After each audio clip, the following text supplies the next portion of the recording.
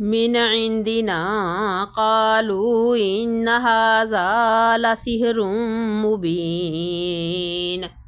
قال موسى أتقولون للحق لما جاءكم أسحر هذا ولا يفلح الساحرون.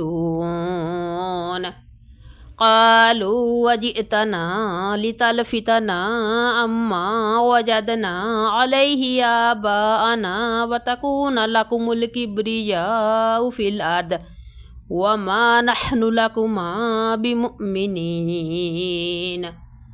وقال فرعون ائتوني بكل ساحر عليم. فلما جاء السحرة قال لهم موسى ألقوا ما أنتم ملقون.